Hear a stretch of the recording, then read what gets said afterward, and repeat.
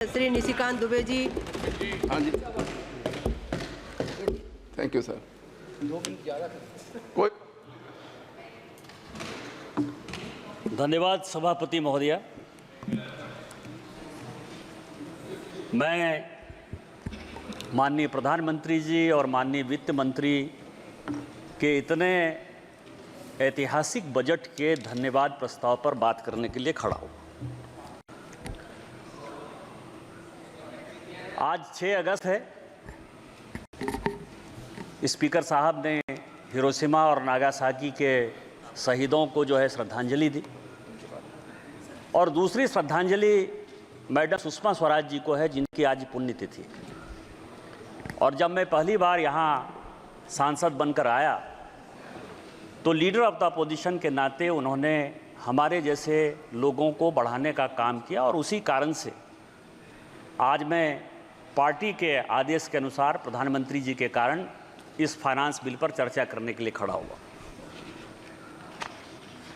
मैं सोचता था कि कांग्रेस के जो स्पोक्स पर्सन हैं या जो वक्तव्य देने वाले हैं वो फाइनेंस बिल पर चर्चा करेंगे, वो देश के स्थितियों के बारे में बताएंगे, हमारी सरकार ने क्या बुरा किया इसके बारे में बताएंगे। लेकिन कांग्रेस जो एक कंफ्यूज पार्टी है, उस कंफ्यूज पार्टी की तरह ही कंफ्यूज स्पीकर रहे। फाइनली उनका समय जो है कांग्रेस पार्टी को कट करना पड़ा, अब दूसरे स्पीकर बोलने के लिए खड़े हुए।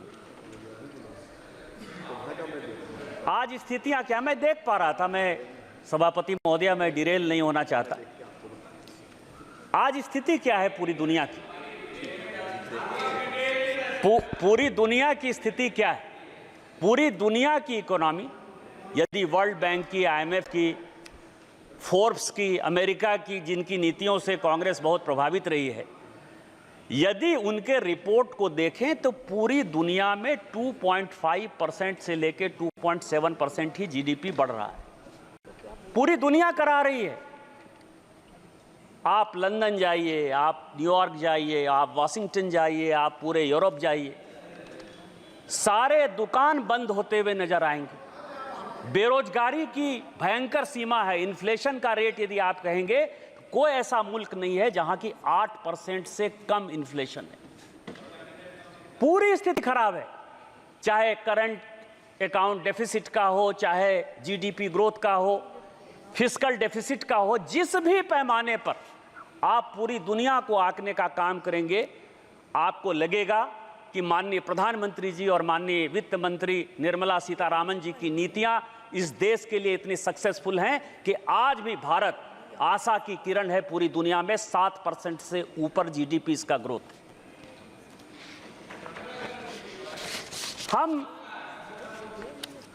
हम धर्म को मानने वाले लोग हैं। सभापति महोदया, जावेद साहब बोल रहे हैं, और जो धर्म कहता है उसी के आधार पर हम चलते हैं। हमारे धर्म में एक बड़ी अच्छा जो है श्लोक है कि कलातीत कल्याण कल्पांतकारी सदा सच्चिदानंद राता पुरारी। भगवान जो है वो सभी कालों में, सभी भगवान में, सभी गरीबों में एक ऐसी ऊर्जा का संचरण करते हैं जिसके कारण कि दुनिया में गरीब कैसे खत्म होंगे, भारत में गरीब कैसे खत्म होंगे, उनको अमीर कैसे बनाया जाएगा, इसी पॉलिसी के आधार पर भारत सरकार चलती है। इसी पॉलिसी के आधार पर माननीय मोदी जी के नेतृत्व में हमारी सरकार चल रही है।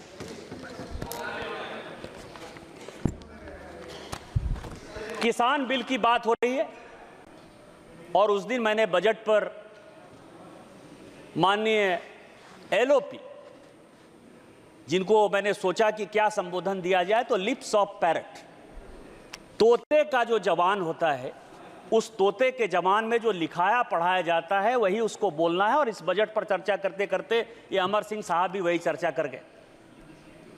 शिकारी आएगा, जाल बिछाएगा, आप उसमें पढ़ना नहीं। सर नहीं, अगर कोई माननीय सदस्य से आग्रह कर रही हूँ, कोई अगर ऐसा शब्द आया है तो उसे पटल से हटा दिया जाए। अध्यक्ष महोदया, माननीय सदस्य से हटा दिया। अध्यक्ष महोदया, ये सुग्गे की जवान कैसे है, मैं ये बता रहा हूं। आज जो है, प्लीज प्लीज बैठिए प्लीज। हम क्या कर रहे हैं? हम भारत के लोगों को आत्मनिर्भर बनाने के लिए, विकसित भारत बनाने के लिए, और आप भी सुनिए, कोई भी सदस्य जब बोल रहा हो तो प्लीज बैठे बैठे कमेंट्स भी मत करिए, प्लीज बोलिए। वो जो भी शब्द आया है पटल में नहीं आएगा।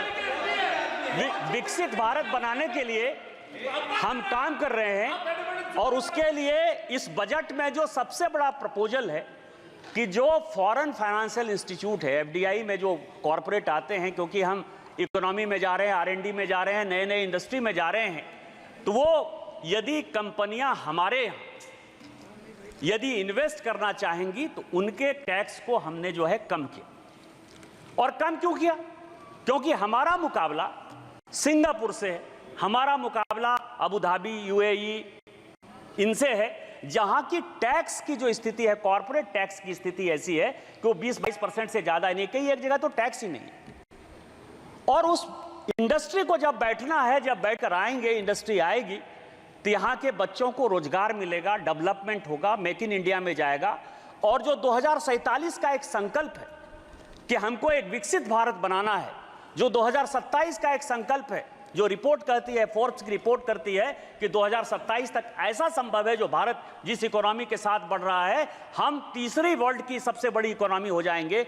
उसमें जो ये राइडर है, जिस पद पर सभापति महोदय उन्होंने बोलते हुए किस तरह से अराजकता फैलाने का काम किया, ये मैं आपको बताऊंगा।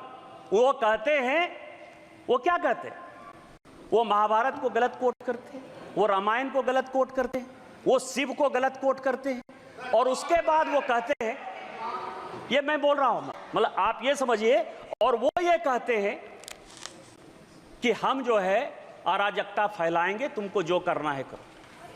मैं अनुराग सिंह ठाकुर साहब ने जो उस दिन बात कही, मैं उससे कंप्लीट सहमत नहीं हूं। मैं अनुराग सिंह ठाकुर जी की तरफ से माफी मांगना चाहता हूं इस सदन में। लेकिन क्यों? इसीलिए कि अनुराग सिंह ठाकुर जी ने जो उनके ऊपर आरोप लगाया जाति का, तो जाति है ही नहीं ना। आप ये समझें कि वो कहते हैं कि जो मैं हूं वो दिखता नहीं, मैं जो दिखता हूं वो मैं नहीं, तो वो साधु है। और इस देश में कहा गया है कि जात न पूछो साधु की, साधु का जाति नहीं पूछना है। और जब साधु का जात नहीं पूछना है तो अनुराग सिंह ठाकुर जी ने गलती कर दी कि उनसे जात पूछ लिया। लेकिन मैं आपके माध्यम से कांग्रेस पार्टी और सारे अपोजिशन से जवाब पूछना चाहता हूं कि आप ये बताइए कि इस देश में कई एक ऐसे लोग हैं जिनको की धर्म में आस्था नहीं, कई एक ऐसे लोग हैं जिनको जाति में आस्था नहीं है, वो अपना किस तरह से जातिगत जनगणना करेंगे? जिस पद पर राम सुभग सिंह, चरण सिंह, जगजीवन राम, अटल बिहारी वाजपेयी, इस तरह के बड़े बड़े लोग रहे, जिस जगह पर शरद पवार जैसे लोग रहे, वाईबी चौहान जैसे लोग रहे, उस जगह की गरिमा का क्या हरासमेंट कर रहे हैं इस बजट में अराजकता फैला के, इस बजट का नकारात्मक पहलू दिखा करके। आप जातिगत जनगणना की बात करते हैं, इसी बजट में जाता है, यही टैक्स है, इसी टैक्स के आधार पर जाता है। और मैं स्पीकर महोदय, अध्यक्ष महोदय, आज मैं बहुत कुछ चीज लेकर आया हूं। मैं 1952 से लेकर 1990 तक का कांग्रेस का मैनिफेस्टो लेकर आया हूं। आप यदि कहेंगे तो मैं लेकर दूंगा 1952, क्योंकि उस दिन जो वित्त मंत्री जी ने कहा कि नेहरू ने यह कह दिया, राजीव गांधी ने आलोक मेहता को यह इंटरव्यू दे दिया, तो ये तो इंडिविजुअल कह सकते हैं कि राजीव गांधी का वो अलग से विषय था, राजीव गांधी का पार्टी से कोई लेना देना नहीं था, या नेहरू जी का पार्टी से लेना देना नहीं था। लेकिन जो कांग्रेस मैनिफेस्टो, क्योंकि बार बार ये कह रहे हैं कि कई एक चीजें हमने कांग्रेस के न्याय पत्र से लिया, तो कांग्रेस के न्याय पत्र से लिया, तो ये पूरा का पूरा जो मैनिफेस्टो है 1952 से लेके 1990 तक पूरा असेसमेंट किया। इसमें आपको आश्चर्य होगा सभापति महोदय कि पूरे के पूरे मैनिफेस्टो में 52 में, 57 में, 62 में, 69 में, 71 में, 77 में, 80 में, 84 में, 89 में और 91 में, ये सभी मैनिफेस्टो में इन्होंने कहा कि हम ओबीसी रिजर्वेशन के खिलाफ हैं। आप ओबीसी की बात करते हो। मध्य प्रदेश में आज तक कांग्रेस ने एक ओबीसी को चीफ मिनिस्टर नहीं बनाया। उत्तर प्रदेश में कांग्रेस ने आज तक ओबीसी को चीफ मिनिस्टर नहीं बनाया। बिहार में दरोगा राय जी को छोड़कर किसी एक को ओबीसी चीफ मिनिस्टर नहीं बनाया। और जब जब ओबीसी की बात आई, यदि दरोगा राय ने रिजर्वेशन दिया तो उसको आपने अलग किया। 77 में जब चरण सिंह रिजर्वेशन देना चाहते थे, आपने उसकी सरकार गिरा दी। आपने 89 में बीपी सिंह की सरकार गिरा के चंद्रशेखर का आपने सरकार बना दिया। और जब गुजराल साहब ओबीसी जनगणना कराना चाहते थे तो आपने 97 में उसकी सरकार करा दी। आप प्रधानमंत्री के पर खेल रहे हो। आज इस देश का प्रधानमंत्री पिछड़ा है, चाय वाला है, बैकवर्ड है। और यदि वो ओबीसी सुरक्षा की बात करता है और जिस दिन वो एक बार ओबीसी सरकार की बात करता है तो आप ओबीसी करते हो। इसीलिए कांग्रेस का कोई मुंह नहीं है ओबीसी के बारे में। और प्रधानमंत्री जी ने जो एजेंडा सेट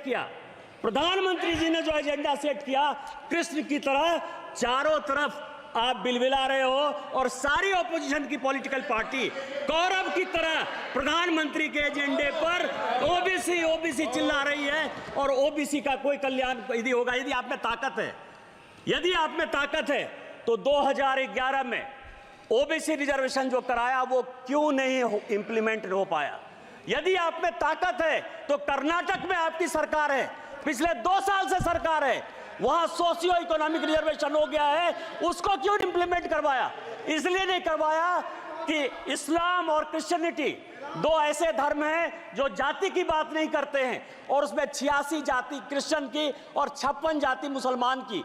उसको ओबीसी बैक दरवाजे से, पीछे के दरवाजे से आप मुसलमान और क्रिश्चियन को रिजर्वेशन देना चाहते हो ओबीसी में। इसीलिए आपकी हैसियत नहीं है और इसीलिए आप जातिगत जनगणना की बात करते हो। यदि हिम्मत है कांग्रेस को, राहुल गांधी को, तो कर्नाटक में वो ओबीसी रिजर्वेशन करके दिखाए तो मैं मानूं कि इस हाउस में जो आप बात करते हो उस हाउस की बात करते हो।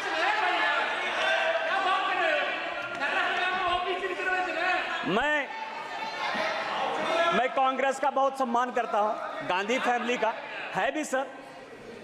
यदि मान लीजिए कि भारत का बंटवारा हो गया, नेहरू जी की देन है। तिब्बत से यदि हम जूझ रहे हैं, नेहरू जी की देन है। यदि चाइना हमारे पास आ गया, नेहरू जी की देन है। आप ये समझिए एस्मा यदि आ गया 68 में, यदि ओबीसी रिजर्वेशन के लिए सरकारी अधिकारी आंदोलन करना चाहते थे तो इसेंशियल सर्विस मेंटेनेंस एक्ट जो है आपने ले आया, इमरजेंसी आप लेके आए, ऑपरेशन ब्लू स्टार आप लेके चले आए, श्रीलंका में पीस कीपिंग फोर्स आपने भेज दिया, 2G 4G 3G सब आपने कर दिया। इसीलिए मैं आपके गांधी फैमिली का बड़ा सम्मान करता हूं। इसीलिए बजट में आपने जो बोला वो मेरे लिए बड़ा अच्छा है। दूसरा सवाल ये है सर, इस बजट में सभापति महोदया, इस बजट में एक एंजल टैक्स जो है, हमने एंजल टैक्स खत्म किया 56(2). सभापति महोदया, ये सभापति महोदया 2012 में प्रणब मुखर्जी साहब ने एंजल टैक्स लगाया 56(2) 2012 में। और उसका कारण था, होता क्या था कि प्रणब बाबू और चिदम्बरम के बीच में इतनी लड़ाई थी कि आप समझें कि वित्त मंत्री के ऑफिस और घर में बगिंग हो रहा था। बगिंग हो रहा था वित्त मंत्री के ऑफिस में, माने नहीं सकते बजट पर चर्चा करिए। और इस चक्कर में ज्यादा बढ़िया बनने के चक्कर में, जितना बढ़िया बनने के चक्कर में उन्होंने एंजल टैक्स लगा दिया।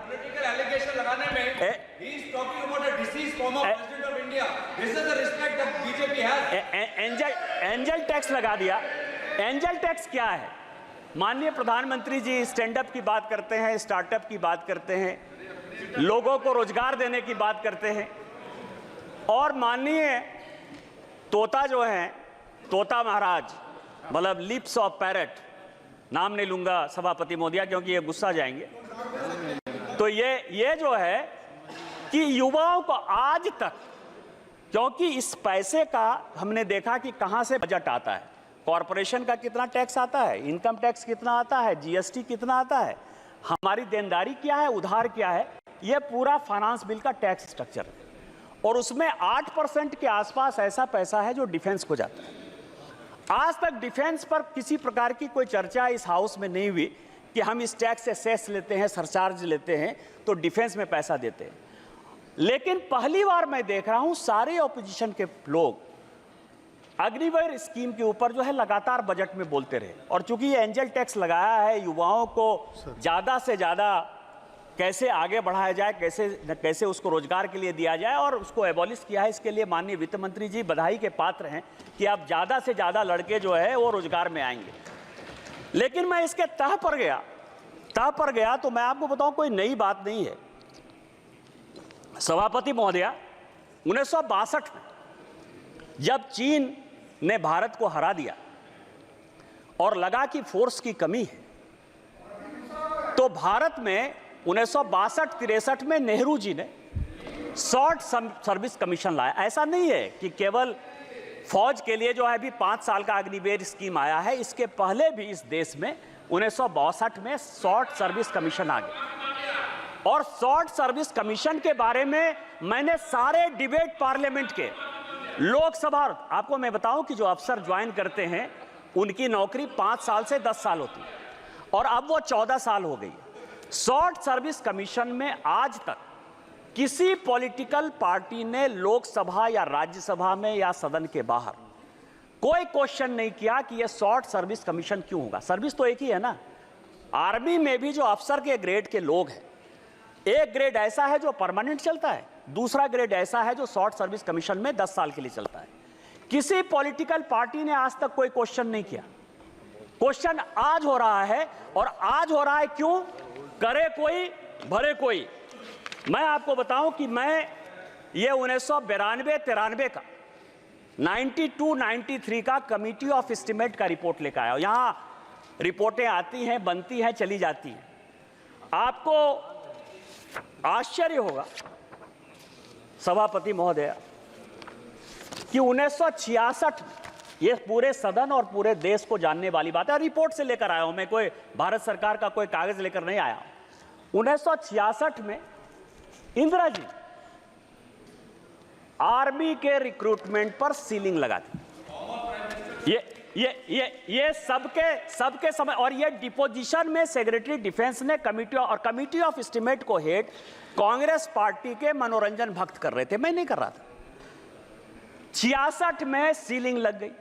सीलिंग लगने के बाद आप पूरे दुनिया को बताते हो कि हमारे यहां इतनी ही आर्मी रहेगी, इतनी ही नेवी रहेगी, इतनी ही एयरफोर्स रहेगी।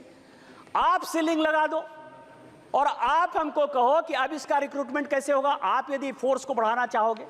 दूसरा, इस सीलिंग के बाद उसी कमेटी की रिपोर्ट है 1975 में और 1989 में, 2 रिपोर्ट, 2 कमेटी इन्होंने और बनाई कि आर्मी को यंग कैसे रखा जाए। और मैं आपको बताऊं, छोटा सा उदाहरण यह है कि शॉर्ट सर्विस कमीशन भी जब बनाया गया था, उस शॉर्ट सर्विस कमीशन में भी पूरे यूपीएससी में, राज्य में, सभी जगह रिजर्वेशन दिया गया था। और उसका प्रभाव यह था, सभापति महोदया, मैं आपके माध्यम से गौरव गोगोई को बताना चाहता हूं कि इस देश के जो होम सेक्रेटरी हुए वीके दुग्गल, वो भी एसएसबी के ही रिक्रूटमेंट थे, शॉर्ट सर्विस कमीशन से आए और उसके बाद वो आईएएस बने। आज अग्निवीर पर 75 में कमेटी बनी, 89 में कमेटी बनी, और इन्होंने मैन पावर के लिए एक्सपर्ट कमेटी बनाने के बाद यह कहा कि आपको 5 साल और 7 साल के लिए, 1975 की बात है, ध्यान रखिएगा सभापति महोदया, 1975 से लेके आज तक 2019-20 तक लगभग 40 साल, 45 साल तक जो रिपोर्ट है वो गड्ढे में रही, खाते में रही, मैन पावर की कमी रही, ना आर्मी में आदमी रहा, ना नेवी में आदमी रहा, ना रिक्रूटमेंट सबको अच्छा हुआ। आज यदि वो रिपोर्ट आर्मी के कहने पर इंप्लीमेंट हो रही है, तो आप युवाओं को देश के साथ जोड़ने के लिए काम कर रहे हो कि आप हमारे यहाँ अफगानिस्तान, बांग्लादेश, पाकिस्तान की जो स्थितियां हैं, जिस तरह से अराजकता हो रही है, जिस तरह से रिजर्वेशन के खिलाफ सारे लड़के रोड पर आ रहे हैं, उस तरह का रोड ला रहे हो। आप जनता को क्यों गुमराह कर रहे हो? यह दूसरा सवाल है जिसमें कि हम बच्चों को एंगल टैक्स लगा के, एंगल टैक्स खत्म करके, जिसमें बच्चों का कॉर्पोरेट टैक्स 18% करके बच्चों को हम रोजगार देना चाहते हैं, और आप उसमें अराजकता पैदा करना चाहते हो। तीसरा जो इंपॉर्टेंट पॉइंट है कि मैंने बहुत सुना A1, A2, मैं भी नाम नहीं लेना चाहता स्पीकर महोदया, हमारे ऊपर आरोप है कि हम दो कॉरपोरेट को मदद करते हैं। आपको बताऊं कि माननीय प्रधानमंत्री जी और वित्त मंत्री जी के डीबीटी स्कीम के पहले भारत में 1952 से भी एक डीबीटी स्कीम था, लाइसेंस परमिट कोटा राज का डीबीटी स्कीम था। डी से डालमिया, बी से बिरला, टी से टाटा, यही तीन ऐसे लोग थे, उसमें बजाज को भी जोड़ लीजिए, चौथा डीबीबीटी यदि करना हो तो। जूता सिलाई से चंडी पाठ तक इन्हीं लोगों को करना था। कार वो बनाएंगे, अखबार वो चलाएंगे, सीमेंट वो चलाएंगे, स्टील वो चलाएंगे। हमारी जब सरकार आई वो तो ट्रांसपेरेंसी से काम कर रही है। और ये जो कॉरपोरेट है, मैं आपको ये बताऊं कि इस टैक्स का, ये जो 32 लाख 33 लाख करोड़ टैक्स आता है, इस टैक्स में ये जो 500 कंपनी जिसको ये गाली देने की बात करते हैं, क्योंकि भारत में सबका साथ, सबका विश्वास, सबका प्रयास, इसके आधार पर जब ये सरकार चलती है, तो आपके लिए बिजनेसमैन, आप रोटी खाने जाओ बहुत बढ़िया है, शादी में जाओ बहुत बढ़िया है, उनसे गिफ्ट लो बहुत बढ़िया है, उनके चुनाव में आपको चुनाव में पैसा दे बहुत बढ़िया है। लेकिन जब गाली देने की बात, ऐसा मैंने तो निकृष्ट विपक्ष ही नहीं देखा कभी सभापति महोदय, कि जो लेते भी हैं, खाते भी हैं और गाली भी देते हैं। हमारे लिए तो जैसे आम गरीब इंपॉर्टेंट है, वैसा ही दूसरा अमीर भी इंपॉर्टेंट है। और इसमें यदि आप देखें तो ये जो दो कंपनियां हैं, ये दो कंपनियां हैं, ये दो कंपनियां लगभग 3 लाख करोड़ जो है। रूल्स किस रूल्स के तहत? Rule number mike Ma'am, rule number 356. Now read the rule. Madam Speaker, you once reminded the member about speaking about the finance bill. 356 says that the Speaker, after having called the attention of the House to conduct of a member who persists in irrelevance or injurious repetition, either in one's own arguments or of the arguments used by other members in debate, may direct that the member to discontinue the speech. Honorable Chair once reminded the respected member about this. Sir, kindly in vote.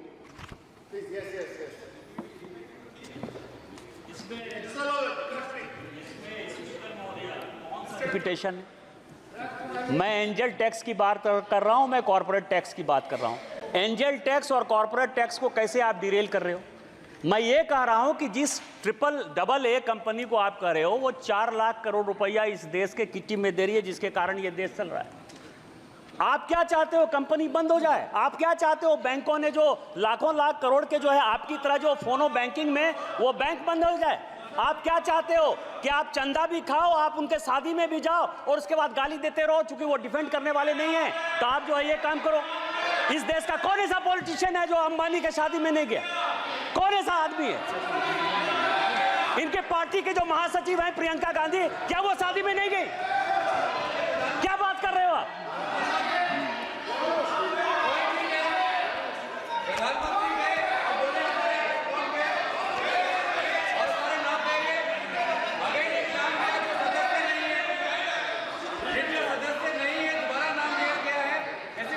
आप महासचिव कहिए sir, आप कहिए कि तोते की बहन जो है शादी में गई, इतना मान लीजिए सर।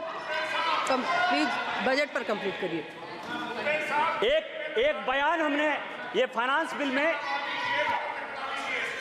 बिल में एक बड़ा अच्छा पार्ट आता है अध्यक्ष महोदय, पीएमएलए का। और इस सदन में जितने लोग बोलते हैं वो इनकम टैक्स के बारे में बोलते हैं, ईडी के बारे में बोलते हैं और सीबीआई के बारे में बोलते हैं। सीबीआई तो खैर अलग संस्था है। लेकिन इनकम टैक्स और ईडी ये दो महत्वपूर्ण है और इस फाइनेंस बिल में भी ईडी के लिए कई एक चीजें जो है वो बताई गई है। अब आप ये बताइए सर महोदया कि 1988 में मैं जब तोते की लिप सर्विस की बात करता हूं तो बड़ा गुस्सा आता है, तोता तोता कहते हैं। 1988 में ये सदन के जानने लायक चीजें हैं कि राजीव गांधी साहब ने बेनामी ट्रांजैक्शन एक्ट कानून यहां लाया 1988 में, और 88 से वो 2017 पहुंच गया। 30 साल में उसके रूल्स नहीं बन पाए। आप हमसे हिसाब लेते हो कि हमने किसको पकड़ा किसको नहीं पकड़ा, कौन जेल गया, कहां ब्लैक मनी है कहां व्हाइट मनी है। कभी अपने गिरेबान में झांका कि 88 में बेनामी ट्रांजैक्शन एक्ट, और उसके बाद आपकी सरकार रही 91 से 96 तक, 2004 से लेकर 2014 तक। ऐसा भी नहीं कर सकते हो कि हम सरकार में नहीं रहे। आप लागू नहीं कर पाए। आप किसको साथ दे रहे थे, किसको साथ दे रहे थे? दूसरा मैं आपको बताऊं, यह सुप्रीम कोर्ट का आदेश 2012 में दिसंबर के महीने में बेनामी ट्रांजैक्शन एक्ट में संशोधन हुआ। भारतीय जनता पार्टी की तरफ से मैं बोलने के लिए खड़ा हुआ और उस तरफ से माननीय चिदंबरम साहब थे, बड़े फेमस वित्त मंत्री, उनसे ज्यादा पढ़ा लिखा आदमी तो मैंने जीवन में देखा ही।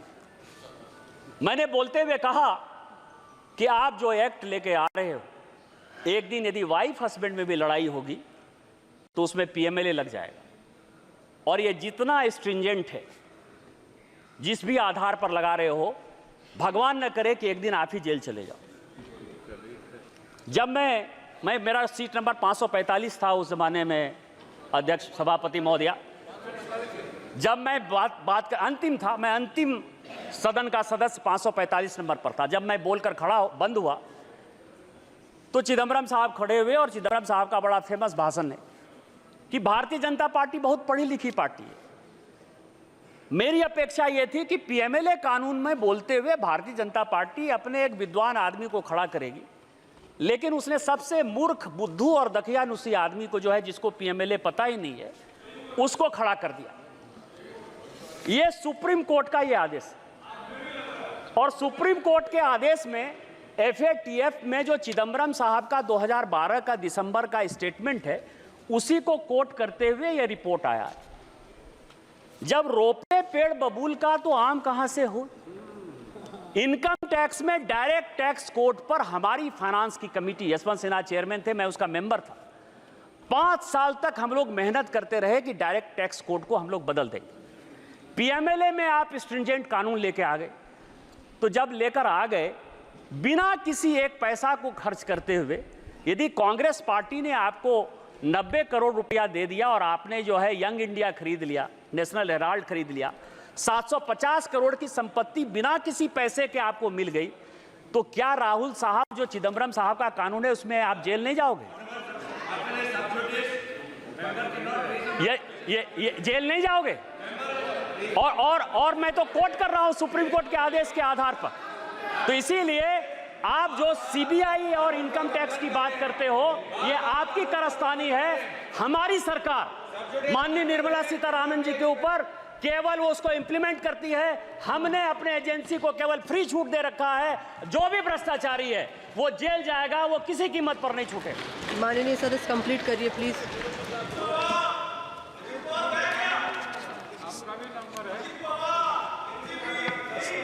सभापति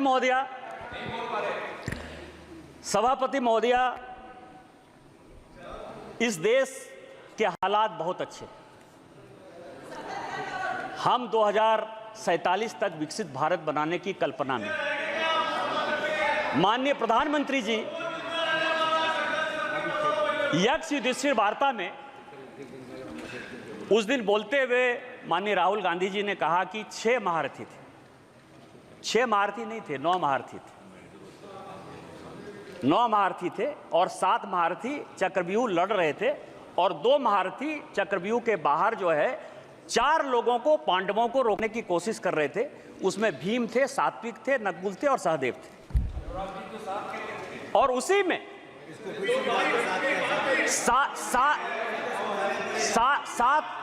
टोटल 9 महारथी थे जो कि अभिमन्यु से लड़ रहे थे, और उसमें 7 महारथी ऐसे थे जो चक्रव्यूह में अभिमन्यु को घेरने के लिए बैठे थे, और 2 महारथी ऐसे थे जो कि पांडव की सेना उसमें अंदर नहीं जा पाए। पांडव में 4 लोगों को उन्होंने मौका दिया हुआ था, इसका नाम था भीम, सात्विक, नकुल और सहदेव, और जिसकी रक्षा जो है जयद्रथ कर रहे थे उस दरवाजे की, तो उसमें नहीं जाए। इसमें एक महाभारत में दूसरे प्रसंग में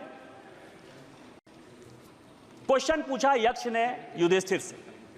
एक क्वेश्चन है कि कह पंडिता, और दूसरा है को मूर्खा, और तीसरा है कह मत्सर। मैं मूर्ख पर नहीं जाऊंगा, मैं 2 ही चीज पर जाऊंगा, क्योंकि हो सकता है कि ये लोग अपने पर ले लें, लीडर ऑफ द अपोजिशन पर, कि उनको मूर्ख कह दिया। मैं उनका बड़ा सम्मान करता हूं। पंडित वो है, सभापति महोदया, पंडित वो है जो कि विद्वता की बात करता है। Leader of the parrot, lie of the parrot या लिप्स ऑफ द पैरट, वो केवल और केवल डिस्टॉर्शन ऑफ फैक्ट्स जो हमारे महाभारत का है, गीता का है, रामायण का है, महाभारत का है, वही करते रहते हैं। इसलिए उनको सोचने की बात है कि वो पंडित हैं कि नहीं है। लेकिन जो मत्सर है, मत्सर के बारे में बड़ी अच्छी बात कही गई है कि जिसको ईर्ष्या हो, द्वेष हो, जलन हो, किसी के आगे बढ़ने पर जो है परेशानी हो, उसको मत्सर कहा जाता है। आज जो कांग्रेस पार्टी की स्थिति है वो यक्ष युधिष्ठिर वार्ता का मत्सर है। भारत इतना ग्रो क्यों कर रहा है, भारत इतनी बड़ी इकोनॉमी में क्यों जा रहा है, भारत दुनिया की तीसरी इकोनॉमी 2027 में क्यों हो जाएगा, और इस कारण से युवाओं को भड़काओ, किसानों को भड़काओ। इसी कारण से जातिगत रिजर्वेशन के आधार पर, जिस रिजर्वेशन के आधार पर आज बांग्लादेश जैसा देश जो है जल रहा है, पाकिस्तान खत्म हो रहा है, श्रीलंका खत्म हो रहा है, लीडर ऑफ द अपोजिशन के नाते जिसकी कोई जिम्मेवारी नहीं। और जिम्मेवारी कैसे होगी सभापति महोदय? जिम्मेवारी नहीं होने के पीछे रीजन है। रीजन ये है कि मैं 3 किताब मैं अभी पढ़कर आया, वो 3 किताब बड़ा इंपॉर्टेंट है। एक किताब अशोक मित्रा ने लिखा, प्रेटलर्स टेल। अशोक मित्रा साहब बंगाल के सबसे लॉन्गेस्ट फाइनेंस मिनिस्टर रहे, और इंदिरा जी के वो इकोनॉमिक एडवाइजर। दूसरी किताब नटवर सिंह की है जो कहता है कि 1 लाइफ इज नॉट एनफ, और तीसरी किताब संजय बारू की है, एक्सीडेंटल प्राइम मिनिस्टर। ये 3 किताब है, और तीनों आदमी, संजोग से अशोक मित्रा साहब को छोड़ दीजिए तो 2 आदमी तो अभी भी हैं, और किसी को कांग्रेस पार्टी ने जो है आज तक कॉन्ट्राडिक्ट नहीं किया। कॉन्ट्राडिक्ट। और तीनों किताब क्या कहती है कि अमेरिका तय करता था इस देश का वित्त मंत्री कौन हो। संजय बारू कहते हैं कि प्रधानमंत्री मनमोहन सिंह जी ये सरकार नहीं चलाते थे, ये सरकार नेशनल एडवाइजरी काउंसिल की सोनिया गांधी जी चलाती थी। ये मैं नहीं कह रहा, संजय बारू की किताब है, मैं तो केवल किताब को कोट कर रहा हूं। उस तीनों में और मैं कुछ CIA की डीक्लासिफाइड फाइल्स लेकर आया। ये CIA की डीक्लासिफाइड फाइल्स है। ये फाइल ये कहती है कि कांग्रेस पार्टी के सभी लोग सोवियत रूस से बिके हुए थे, वो पैसा लेते थे, पैसा लेकर वो जो है देश की पॉलिसी बनाते थे, देश का कैसे नुकसान हो वही काम करते थे। ये डीक्लासिफाइड फाइल कहती है। ये तीनों किताब को यदि आप देखेंगे, चाहे वो अशोक मित्रा की हो, चाहे संजय बारू की हो और नटवर सिंह की हो, ये कांग्रेस पार्टी इस देश को बदनाम करना चाहती है, बर्बाद करना चाहती है, ऐसा सिचुएशन पैदा करना चाहती है कि प्रधानमंत्री मोदी जी के खिलाफ पूरा माहौल बने, इस देश के खिलाफ पूरा माहौल बने, लेकिन वो हम होने नहीं देंगे। ये देश के तीसरे बार प्रधानमंत्री बनने वाले दूसरे लोग हैं। और मैं आपको रामधारी सिंह दिनकर की कविता से खत्म करता हूं कि उन्होंने कहा कि जब नाश मनुष्य पर छाता है, पहले विवेक मर जाता है। अस्तित्व संकल्प दोहराता हूं, याचना नहीं अब रन होगा, जीवन या कि मरण होगा। इस देश को बनाने के लिए कोई भी कुर्बानी देनी पड़ेगी, हम कुर्बानी देंगे। हम वित्त मंत्री द्वारा इस फाइनेंस बिल का समर्थन करते हैं और पूरे सदन से आग्रह करते हैं कि उस बिल को पास करें। इन्हीं शब्दों के साथ जय हिंद, जय भारत।